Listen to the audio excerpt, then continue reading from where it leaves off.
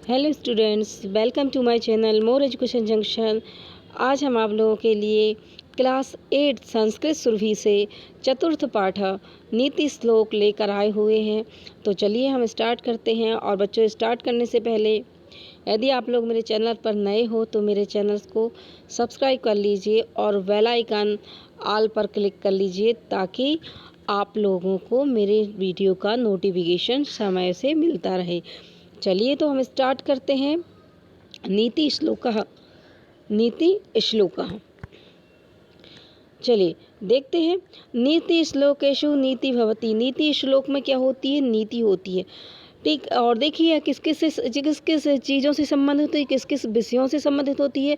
तो बच्चों है जीवन विषय, ठीक है, समाज विषय, समाज का जो विषय होता है, राष्ट्र, धर्म, वैराग्य, संस्कार, परोपकार आदि विषय प्रमाणित हैं। सुचिंतितम वैज्ञानिकम, वैज्ञानिकों ने चिंतन किया है। और चिंतनम नीति श्लोकेषु लभ्यते, और चिंतन ही नीति श्लोक में प्राप्त होते हैं। संस्कृते नीतिम आश्रित्य श्लोक रचनायाः, तो संस्कृत में नीति जो है वह आश्रित रहती है किसमें? श्लोक रचनायाः, श्लोक रचना में। शतक रचना में चा परंपरा अति प्राचीन विद्यते, और परंपरा भी इसमें बहुत अधिक प्राचीन है। वस्तुतः अल्पे शब्दे का मतलब होता है कम शब्दों में। महनीय भावना नाम, जो भावनाएं होती हैं, ठीक है, महनीय भावना नाम, उदात्त विचारणा नाम, और जो महत्वपूर्ण भावनाएं होती हैं, जो उदात्त विचार होते हैं, श्रेष्ठ विषयाणाम, श्रेष्ठ विषयों से संबंधित, चा महत्वपूर्णम, और महत्वपूर्ण विवरण नीति श्लोकेषु लभ्यते, नीति श्लोक में होते हैं। ठीक है बच्चों, आप लोग इतना समझ में आ गया होगा। यदि नहीं आया तो इसको एक बार और सुन लीजिएगा। चलिए नेक्स्ट हम देखते हैं बच्चों, स्टार्टिंग से देख लेते हैं इसके जो श्लोक है, और हम श्लोक का अनुवाद भी आप लोगों को बताएंगे। देखिए इसका जो पहला श्लोक है, अर्थगमो नित्यमरो गीता च प्रिया च भार्या प्रियवादिनी च। अर्थगमनो नित्यमरो गीता च प्रिया च भार्या प्रियवादिनी च। वस्यस्य पुत्रो अर्थकरी चावेद्या षड्जीवलोकशेषुखानि राजन्।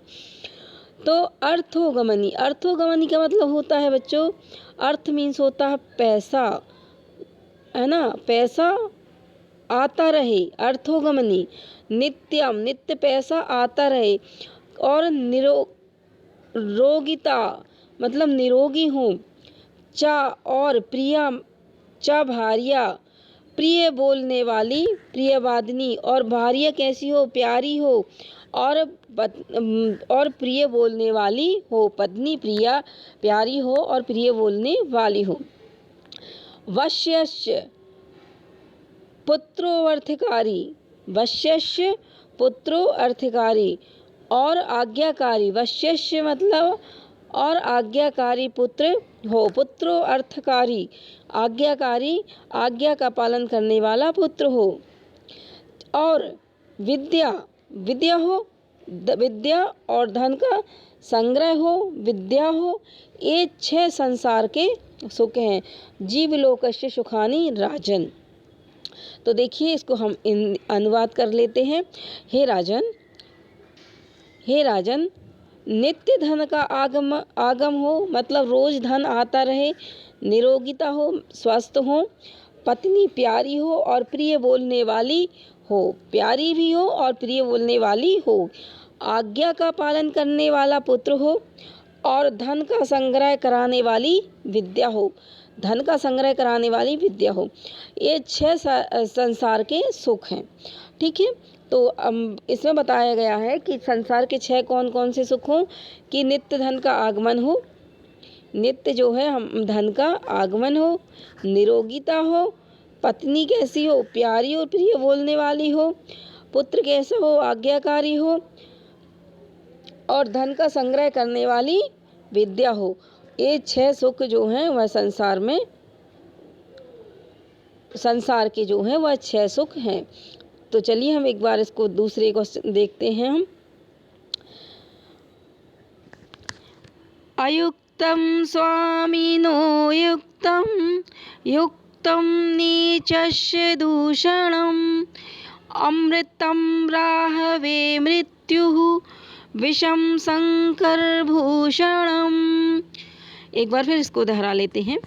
अयुक्तम स्वामिनो युक्तम, युक्तम नीचस्य दूषणम, अमृतम राहवे मृत्युः, विषम शंकरभूषणम। देखिए इसका अनुवाद यह है बच्चों, अयुक्तम मतलब जो अयुक्त है, जो कैसा है, असमर्थ है, अनुचित है। ठीक है, अयुक्तम मतलब जो युक्त नहीं है, अनुचित है। अयुक्तम स्वामिनो युक्तम। तो देखिए, हाँ, समर्थ या शक्तिशाली व्यक्ति, समर्थ या शक्तिशाली व्यक्ति के लिए, समर्थ या शक्तिशाली व्यक्ति के लिए अनुचित भी उचित हो जाता है। अनुचित भी, यदि व्यक्ति समर्थ है और शक्तिशाली है तो अनुचित भी क्या हो जाता है, उचित। अयुक्तम स्वामिनो युक्तम, यदि अयुक्तम मतलब अनुचित, स्वामिनो युक्तम स्वामी उसका अच्छा है, युक्त, ठीक है, शक्तिशाली है, समर्थ है, तो अयुक्तम चीज भी अनुचित चीज भी उसके लिए उचित हो जाती है। अब देखिए दूसरा, युक्तम नीचस्य दूषणम, और नीच स्तर के असमर्थ व्यक्ति के लिए उचित भी अनुचित हो जाता है, उचित भी अनुचित हो जाता है। नीच स्तर के या असमर्थ व्यक्ति के लिए उचित भी अनुचित हो जाए। युक्तम नीचस्य दूषणम। नेक्स्ट देखते हैं बच्चों, अमृतम राहवे मृत्यु, अमृतम राहवे मृत्यु। तो देखिए जैसे राहु को अमृत पीने से भी मृत्यु मिली है ना, राहु को अमृत पीने से भी मृत्यु मिली, और विषम शंकर भूषणम, और विषपान करना शंकर जी के लिए भूषण हो गया या आभूषण हो गया। ठीक है, विषधर बोलते हैं उनको, शंकर जी को नीलकंठ बोलते हैं। क्यों बोलते हैं नीलकंठ? क्योंकि जब उन्होंने विष का पान किया था और उनका जो विष था वह उन्होंने अपने गले में धारण किया था, और विष के कारण उनका जो गला था वह नीला हो गया था, इसलिए उनको नीलकंठ बोला जाता है। तो आप लोग ये समझ गए होंगे कि समर्थ या शक्तिशाली व्यक्ति के लिए यदि अनुचित भी उचित हो जाता है, यदि अनुचित भी उचित हो जाता है, और नीच स्तर या असमर्थ व्यक्ति के लिए उचित भी अनुचित हो जाता है। जैसे राहु जो है उसने अमृत पिया था, अमृत पीने से उसको मृत्यु मिली, और लेकिन विषपान करना शंकर जी के लिए भूषण हो गया। ठीक है, चलिए नेक्स्ट पर आते हैं हम। देखिए, अमृतम चैव मृत्युश्च द्वयं देहे प्रतिष्ठितम्, अमृतम चैव मृत्युश्च द्वयं देहे प्रतिष्ठितम्, मृत्युमापद्यते मोहात्, मृत्युमापद्यते मोहात्, सत्येनापद्यते अमृतम। चलिए इसका हम अनुवाद देख लेते हैं। अमृत तो पता होगा आपको, अमृत, ठीक है। च मृत्युश्च, अमृत और मृत्युश्च मतलब अमरता और मृत्यु, द्वयम दो, देहे प्रतिष्ठितम, प्रतिष्ठितम मतलब स्थित होते हैं, दोनों ही देह में स्थित होते हैं। मृत्युमापद्यते मोहात, मृत्यु कैसे, मोह में फंसे रहने वाले व्यक्ति को मृत्यु मिलती है। और सत्यनापद्यते अमृतम, और सत्य जानने से अमरता प्राप्त होती है। तो चलिए हम इसका हिंदी में अनुवाद देखते हैं। अमरता और मृत्यु, अमरता और मृत्यु दोनों ही शरीर में स्थित हैं। ठीक है, मोह में फंसे रहने से मृत्यु प्राप्त होती है और सत्य को जानने से अमरता प्राप्त होती है। चलिए नेक्स्ट पर आते हैं। आपत्सु मित्रं जानिनीयाद युद्धे शूरं धने शुचिं भार्या क्षीणेषु वित्तेषु व्यसनेषु च बांधवान। तो चलिए हम देख लेते हैं इसका आपत्सु मित्रम मतलब आपत्तियों में, विपत्तियों में या बुरे समय में मित्र की पहचान होती है। युद्धे शूरम धने शुचिम, युद्ध के समय शूरवीर को युद्ध में, शूरवीर की युद्ध में और पवित्रता के धन में पहचान होती है। उसी प्रकार भार्या पत्नी, पत्नी की क्षीणेषु वित्तेषु और वृत्तेषु मतलब धन, धन के क्षीण हो जाने पर, धन के खत्म हो जाने पर, चले जाने पर पत्नी की पहचान होती है। और वैष्णेषु च बांधना और हम भाई बंधुओं की संकट में पहचान होती है। चलिए हम इसको हिंदी में और अच्छे से जान लेते हैं। मित्र को आपत्तियों में, मित्र की बेटा मित्र की आपत्तियों में, ठीक है, मित्र की आपत्तियों में सूरवीर जो योद्धा होते हैं तो उसकी युद्ध में पहचान होती है। पवित्रता की धन में, यदि आपके पास बहुत सारा धन है, ठीक है, और फिर भी आप पवित्र हो, अच्छे हो, आपका मन बहुत अच्छा है, परोपकार करने वाला है, तो पवित्रता की धन में, क्योंकि धन से व्यक्ति और दुष्ट हो जाता है, ऐसा देखा गया है। ठीक है, लेकिन हाँ कई लोगों के पास में बहुत सारा धन है। पहले राजा महाराजा हुआ करते थे, उनके पास धन रहता था, वो दान कर देते थे। ठीक है, किसी को भी खाली हाथ अपने दरबार से नहीं जाने देते थे। ठीक है, उसी प्रकार धन की क्या रहती है, पवित्रता। ये धन आने पर पवित्रता बनी रहनी चाहिए। और पत्नी को धन नष्ट हो जाने पर, और पत्नी की जो पहचान होती है वो धन नष्ट हो जाने पर और भाई बंधुओं की संकटों में जानना चाहिए, और भाई बंधुओं को संकटों में जानना चाहिए। यदि आपके भाई बंधु अच्छे हैं तो वह आपके संकटों में भी आपकी मदद करेंगे। ठीक है, आपको इतना समझ में आया कि मित्रों को आपत्ति में, यदि आपके बहुत सारे मित्र हैं और आप परेशान हो, आपत्ति है आपके पास में, मतलब आप परेशान हैं, ठीक है, तो उस समय मित्रों की पहचान हो जाती है। और जो शूरवीर होते हैं तो युद्ध के समय में उनकी पहचान होती है।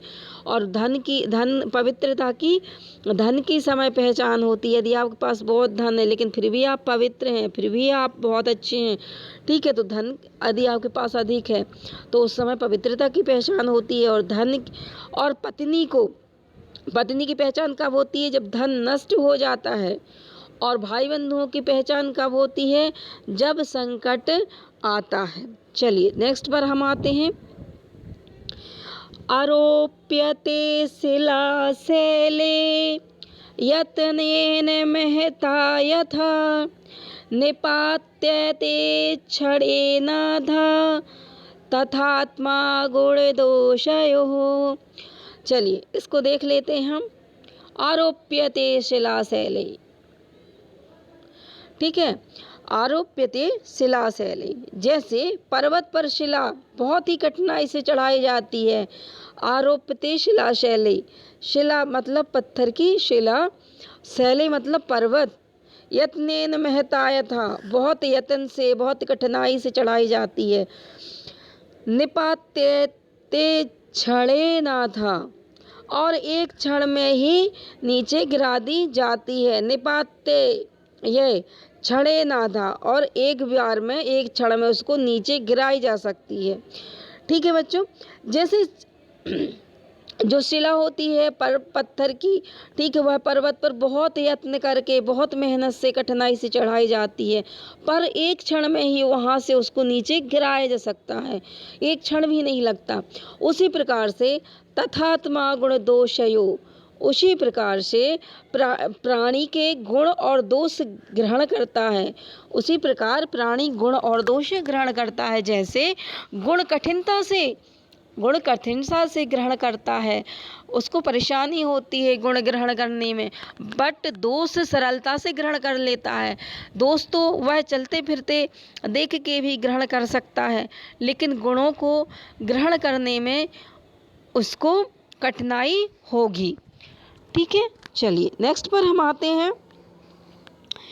उद्योगे नास्ति दारिद्र्यम्, उद्योगे नास्ति दारिद्र्यम्, जपतो नास्ति पातकम्, मौने चाकलहो नास्ति, नास्ति जागरिते भयम्। तो इसका देखिए, उद्योग मतलब होता है बच्चों परिश्रम। ठीक है, परिश्रम, नास्ति मतलब नहीं होती, क्या नहीं होती, दरिद्रता। उद्योग, परिश्रम करने से दरिद्रता या गरीबी नहीं रहती। जब तो नास्ति पातकम, और भगवान का नाम लेने से पाप नहीं रहते हैं, भगवान का नाम लेने से पाप भी नहीं रहते हैं। मौने चाकल हो नास्ति, और मौन का मतलब होता है चुप रहने से लड़ाई झगड़े नहीं होते हैं। मौने चाकल हो मतलब होता है लड़ाई झगड़े नास्ति नहीं होते हैं। और जागृते भयम, और जागते रहने से चोर आदि का भय नहीं होता है। चलिए हम देखते हैं हम नेक्स्ट पर। देखिए, किम छिद्रम को नुसंको में, किम वास्ते अविनिपातितम, कुतो ममाश्रयेद दोषः इति नित्यं विचिन्तयेत्। किम छिद्रम को न संको में, तो मुझ में क्या बुराई है, क्या आस्ति है। किम छिद्रम कूना, ठीक है, कूना संको, तो मुझ में क्या बुराई है, क्या आसक्ति है, अथवा वह कौन सी वस्तु है जो पतनशील या नष्ट होने वाली नहीं है। अर्थात सब में ही बुराइयां होती हैं। ठीक है, मुझ में दोष बुराइयां कहाँ से आते हैं, इनके विषय में सदा सोचना चाहिए। ठीक है, तो मुझ में क्या बुराई है, क्या आसक्ति है, अथवा वह कौन सी वस्तु है जो पतनशील या नष्ट होने वाली नहीं है। तो सभी वस्तुएं कैसी हैं, पतनशील और नष्ट होने वाली हैं। तो मुझ में दोष कहाँ से आते हैं, इनके विषय में सदा हमें सोचते रहना चाहिए। चलिए हम नेक्स्ट पर देख लेते हैं। गुणेषु क्रियतां यत्नः, किमाटोपैः प्रयोजनं, विक्रियन्ते न घण्टाभिर्गावः क्षीरविवर्जितः। देखिए, गुणेषु क्रियताम यत्न मतलब गुणों के उपार्जन के में प्रयास करना चाहिए। किमाटोपे प्रयोजनम, किमाटोपे मतलब होता है बाहरी आडंबरों या दिखावों से क्या लाभ है। बाहरी आडंबर और लिखा क्या लाभ है, दिखावे से। क्योंकि विक्रियन्ते ना घंटा विरगावः, घंटा लटकाने से दूध ना देने वाली गाय नहीं बिकती है। ठीक है, तो इसलिए बाहरी आडंबर नहीं करना चाहिए। गुणेषु क्रियताम यत्नः, गुणों को अर्जन करने के लिए हमेशा प्रयास करते रहना चाहिए। चलिए नेक्स्ट पर आते हैं। निर्धनस्य विषम भोगो निस्सत्त्वस्य विसंहरणम्, निर्धनस्य विषम भोगो निस्सत्त्वस्य विसंहरणम्, अनभ्यासे विषम शास्त्रम्, अजीर्णे भोजनम विषम। अर्थात निर्धन के लिए भोग विलास विष है।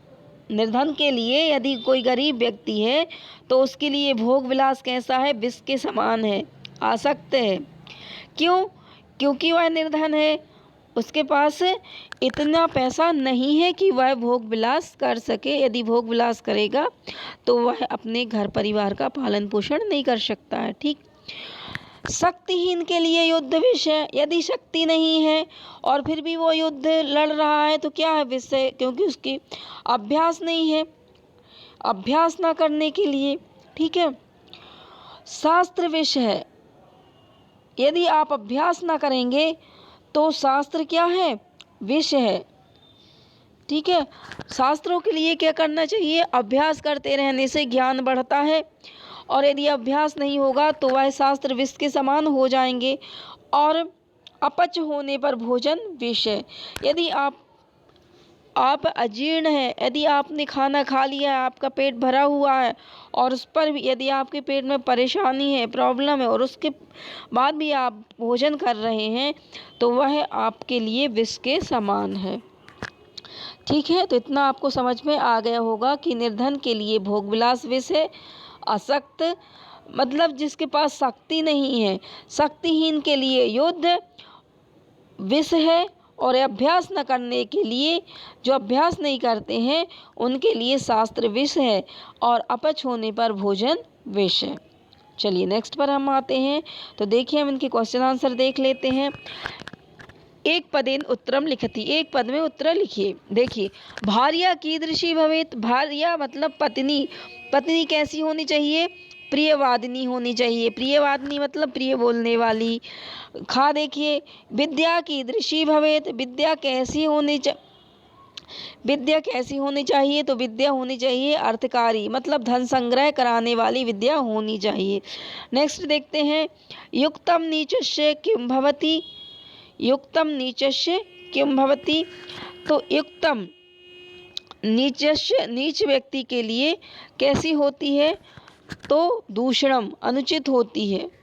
ठीक है। अच्छी चीज़ भी नीच व्यक्ति के लिए कैसी होती है? दूषित होती है। चलिए नेक्स्ट पर देखते हैं, मनुष्य मृत्युम कथम आपद्यते। मनुष्य की मृत्यु कैसे होती है? तो वह होती मोहात, मोह से। मित्रम कदा जानीयात। मित्रम कब जानना चाहिए कि ये हमारा मित्र है? तो आपत्सु विपत्तियों में हमें क्या जानना चाहिए कि यह हमारा मित्र का हो गया। आगे चलते हैं।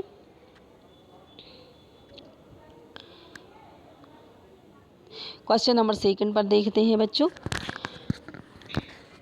एक वाक्य उत्तरम लिखति। एक वाक्य में उत्तर लिखें। अजीर्ण विषम किम। अजीर्ण विषम किम। तो अजीर्ण में विष, अपच में विष क्या है? तो उत्तर अपच में क्या है? अजीर्णो भोजनम विषम। अपच में भोजन विष के जैसा है।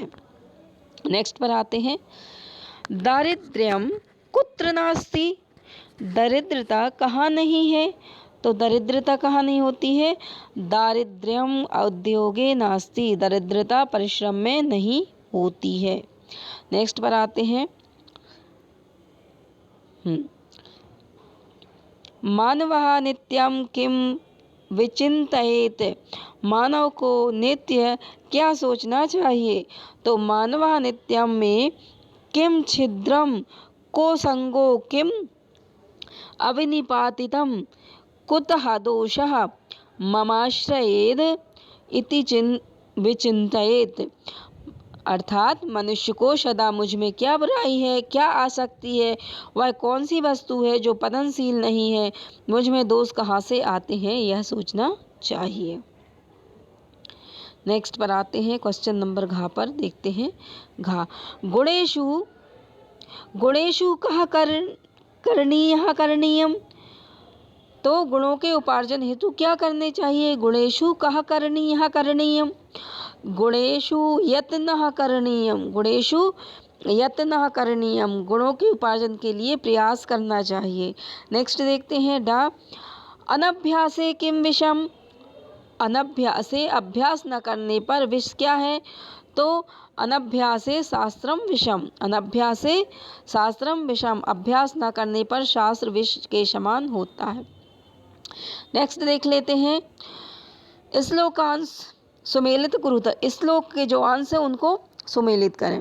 तो देखिए, मृत्युमापद्यते मोहात्, मृत्युमापद्यते मोहात्। तो इसका जो अंश है सत्येन अपद्यते अमृतः, ठीक है, क्योंकि यह इसका पार्ट है। ठीक, तो मृत्यु मोह से होती है और सत्य से अमरता। नेक्स्ट देखते हैं गुणेषु क्रियताम यत्नः, गुणेषु क्रियताम यत्नः, गुणों के लिए हमें यत्न करना चाहिए। और नेक्स्ट देते हैं किमाटोपहि प्रयोजनम, किमाटोपहि प्रयोजनम। नेक्स्ट देखते हैं अनभ्यासे विषम शास्त्रम, अनभ्यासे विषम शास्त्रम, इसका आएगा बच्चों अजीर्णो भोजनम विषम, अजीर्णो भोजनम विषम। नेक्स्ट देखते हैं अमृतम राहवे मृत्यु, अमृत से राहु को मृत्यु मिली थी, बट विषम शंकर भूषणम, परंतु शंकर का भूषण, शंकर का आभूषण क्या हो गया? विष।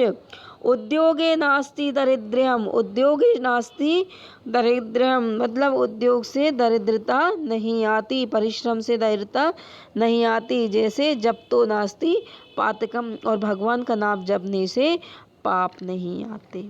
नेक्स्ट पर आते हैं, क्वेश्चन नंबर 4 देख लेते हैं। देखिए, शुद्ध वाक्य नाम सक्षम आम, अशुद्ध वाक्य नाम समक्षम ना इति। तो शुद्ध वाक्य के समक्ष आम और अशुद्ध के समक्ष ना लिखिए। तो नित्यम अर्थागमः, नित्यम अर्थागमः आरोगिता च इति द्वयम भवेत्। तो यह क्या है? आम, मतलब सही है। ठीक, नित्य क्या होने चाहिए? पैसे आना होना चाहिए और निरोग होना चाहिए, ये दो। चलिए नेक्स्ट देखते हैं अमृतम विषम च द्वयम देहे प्रतिष्ठत। हाँ, अमृत और विष दोनों देह में होते हैं, इसलिए इसका सही है आम। उद्योगे दरिद्र अस्ति, मतलब उद्योग से दरिद्रता आती है? नहीं, ना। ठीक, नेक्स्ट देखते हैं व्यसनेषु बांधवान जानीयात, व्यसनेषु मतलब संगत, जब विपत्ति के समय बांधों को जाना जाता है, तो सही है। सत्येन अमृतम अपाद्यते, तो सत्येन अमृत अपाद्यते, सत्य में अमरता होती है, तो आम सही है। ठीक, इतना हमारा कंप्लीट हो गया है। चलिए नेक्स्ट पर आते हैं। देखिए बच्चों, इसमें देखिए यदि आप लोगों ने विभक्ति या शब्द रूप पढ़े हैं तो तभी यह आपसे बन पाएगा। ठीक है, और हम इसको करने की प्रयास करते हैं और हम आप लोगों के लिए इसका वीडियो भी ला देंगे जल्दी से जल्दी, ताकि आप लोगों से चीज़ें अच्छे से बनने लगे। चलिए देखते हैं, नीचस्य क्या है? एक पद में शया शब्द। ठीक है, नीचस्य में जो है नीच शब्द है। ठीक है, और आधा सा या लगा है, तो यह क्या है बच्चों? एक वचन की षष्ठी, एक वचन में षष्ठी विभक्ति है, एक वचन है और षष्ठी विभक्ति है। आपत्सु, आपत्सु मतलब आपत्ति के समय पर। आपद इसका शब्द है, क्योंकि इसमें सु लगा है, आपत्सु, तो यह सप्तमी विभक्ति, सप्तमी वचन में सप्तमी विभक्ति, और यह बहुवचन से संबंधित है। अब देखिए युद्धे, युद्धे में क्या आता है? युद्धे एक वचन में आता है और युद्धम इसका शब्द बना है, और यह सप्तमी विभक्ति में युद्धे। अब ये देखिए छीणेसु, छीणेसु बहुवचन का है और सप्तमी विभक्ति है और छीण शब्द से बना है। नेक्स्ट देखते हैं धने, धने, धने देखिए यह जो शब्द है बना है वह किससे बना है? धनम से। ठीक है, और इसमें धने में कौन सी? सप्तमी विभक्ति और एक वचन है। दोष, गुण दोषयोः, गुण दोषयोः जो है वह द्वितीय वचन की षष्ठी और सप्तमी विभक्ति है, और यह गुण दोष शब्द से बना है। नेक्स्ट देख लेते हैं निर्धनस्य, निर्धनस्य जो है एक वचन है, षष्ठी विभक्ति है षष्ठी, और निर्धना शब्द से बना है। नेक्स्ट देखते हैं मौने, मौने मौनम से, मौनम शब्द है इसका, सप्तमी विभक्ति है और एक वचन है मौने। ठीक, व्यसनेषु, व्यसनेषु क्या है बच्चों? यह बहुवचन है, यह बहुवचन है और सप्तमी विभक्ति है व्यसनेषु की, और यह व्यसनम शब्द से बना है। अब देखिए बांधवान, वान, वान आया, तो यह बांधवान बहुवचन में बहुवचन में आता है और यह द्वितीय विभक्ति है। बहुवचन की द्वितीय विभक्ति है और बांधवा शब्द से बना है। तो बच्चों मैं एक बार आप लोगों के लिए बहुत अच्छे से ये चीज़ें लेकर आऊँगी और समझाऊँगी ताकि आप लोगों को इसको समझ में आ जाए। नेक्स्ट वीडियो में विभक्तियों का ही अपलोड करूँगी, ठीक है। और आप लोग बताइएगा कि आप लोगों को किस किस पर मेरे वीडियो चाहिए, मैं उस पर आप लोगों को वीडियो बना के दूँगी। तो बच्चों तब तक के लिए जय हिंद, जय भारत। फिर मिलते हैं नेक्स्ट वीडियो में, तब तक के लिए नमस्कार।